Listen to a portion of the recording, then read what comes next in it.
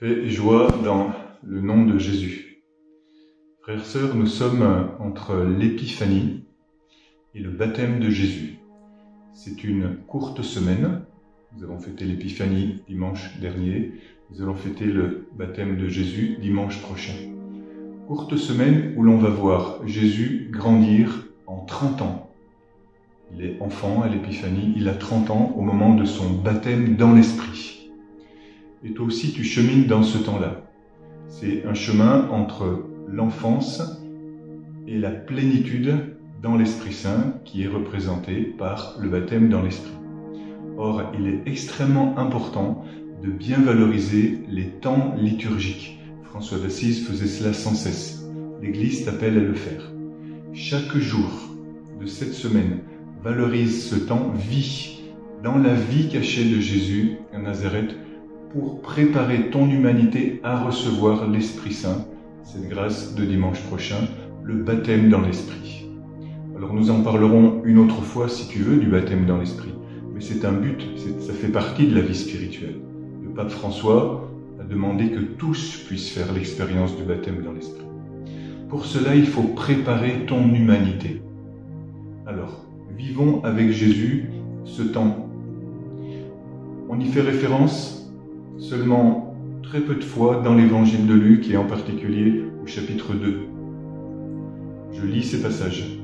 Il y a un premier passage au verset 39, juste après la circoncision de Jésus. Il est dit: quand ils eurent accompli tout ce qui était conforme à la loi du Seigneur, ils retournèrent en Galilée, à Nazareth leur ville.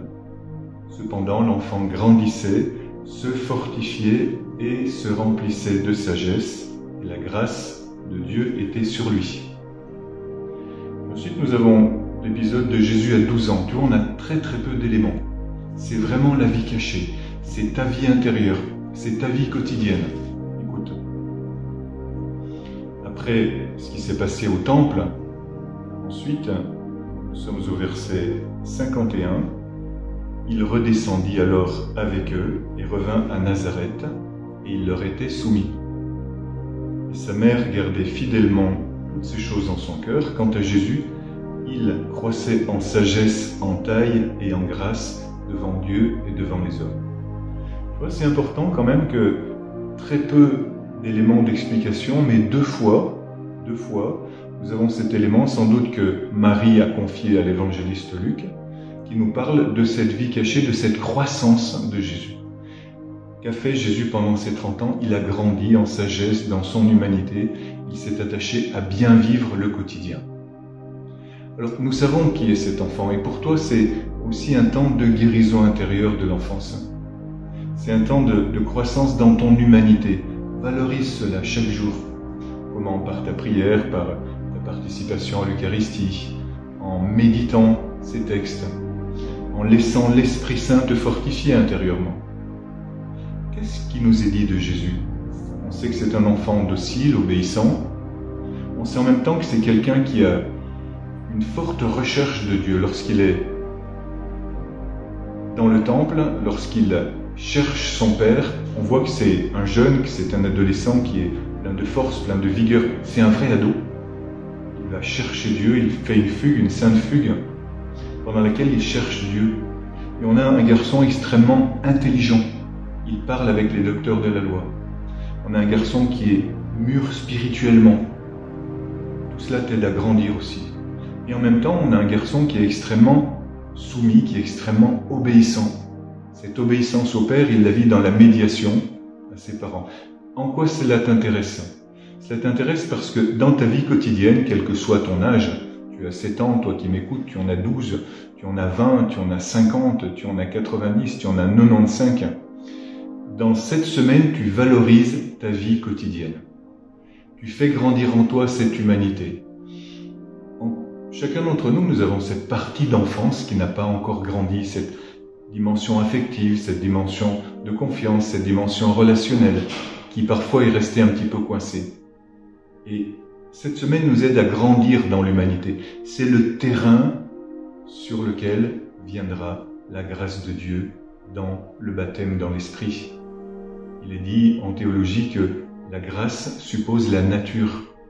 Pendant cette semaine, tu fais grandir ta nature humaine, tu te fortifies. Pendant cette semaine, tu grandis en sagesse.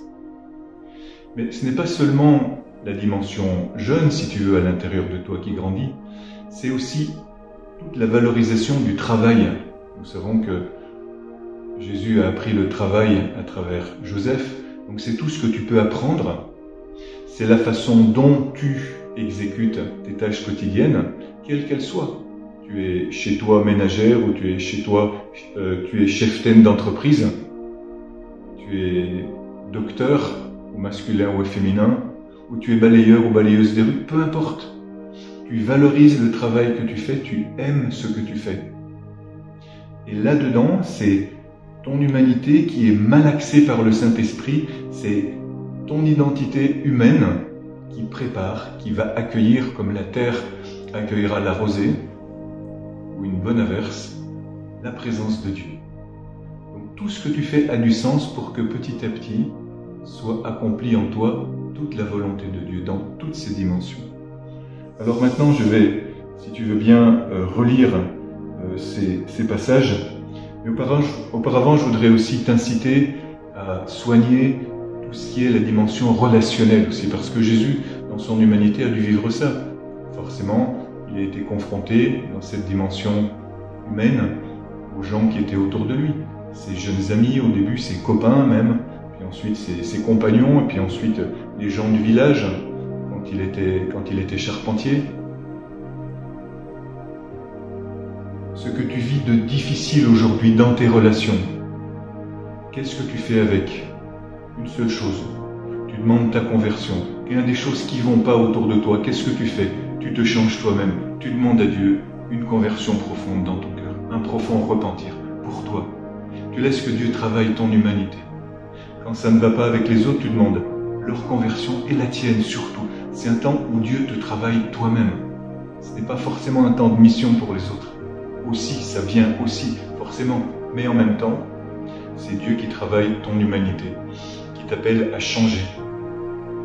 Comme dirait François d'Assise, à être mineur, à considérer les autres supérieurs à toi-même, à te laisser humblement, comme un enfant, comme un adolescent, façonné par Dieu, jusqu'à ce qu'il revienne par l'Esprit Saint, le Père du ciel, te visiter, te donner la plénitude de ton humanité par la plénitude des dons du Saint-Esprit.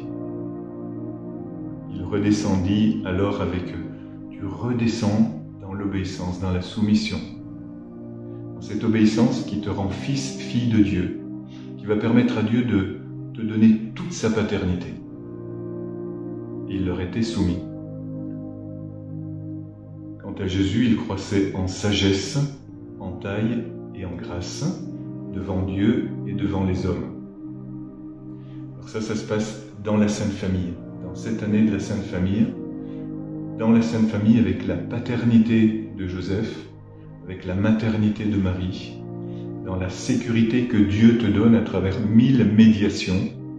Tu grandis dans ton humanité pour recevoir la plénitude du Saint-Esprit.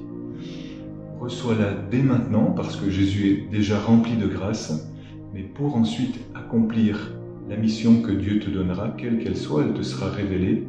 Laisse que l'Esprit Saint travaille ton humanité. L'intercession de Marie, l'intercession de Joseph, dans la présence de Jésus à l'intérieur de toi, grandis en sagesse, grandis dans la plénitude de l'Esprit Saint. Sois libéré, sois guéri, sois édifié, transformé, sois vraiment fils et fille de Dieu par le nom de Jésus-Christ.